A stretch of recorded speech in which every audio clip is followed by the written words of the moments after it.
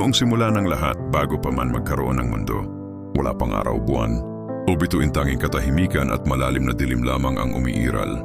Ang lahat ay tila walang hugis at walang direksyon. Sa kwentong ito mula sa Genesis, dito nagsimula ang unang himala ng paglikha. Sa gitna ng walang hanggang kadiliman, nagsalita ang Diyos, magkaroon ng liwanag. At sa isang iglap, sumiklab ang liwanag maliwanag, mainit at puno ng buhay. Ang liwanag ay hindi lamang basta ilaw. Ito ay parang unang hininga ng mundo, ang simula ng kaayusan mula sa kaguluhan. Unti-unting umatras ang dilim habang pumakalat ang liwanag. Para bang nagkaroon ng hangganan ng dati, walang katapusang kadiliman. Hindi tuluyang nawala ang dilim sa halip, ito ay inihiwalay. Ang liwanag ay tinawag na araw, at ang dilim naman ay tinawag na gabi.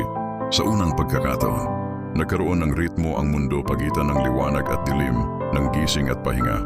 Habang lumilipas ang unang araw, tila nag-uusap ang liwanag at dilim sa tahimik na paraan. Ang liwanag ay sumasayaw sa kawalan, nagdadala ng init at pag-asa. Sinabi nito, "Ako ang magbibigay ng direksyon, ako ang magpapakita ng landas." Samantala ang dilim ay hindi galit o masama, tahimik itong sumagot, "At ako naman ang magbibigay ng pahinga. Sa aking yakap, makakahanap ng katahimikan ang lahat." Doon na unawaan na ang liwanag at dilim ay hindi magkaaway, kundi magkaagapay. Kung walang liwanag, walang makikita.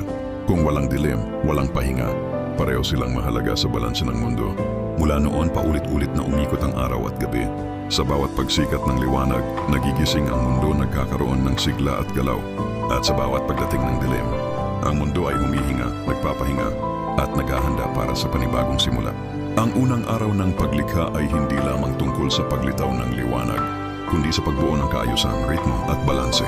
Ipinakita nito na kahit sa gitna ng kadiliman, may kakayahang sumilang ang liwanag, at na ang bawat isa ay may papel sa kabuuan ng buhay. At hanggang ngayon, sa bawat umaga at gabi na ating nararanasan, dala pa rin natin ang alaala ng unang sandaling iyon, ang sandaling ang liwanag ay isinilang at ang dilim ay binigyan ng kahulugan.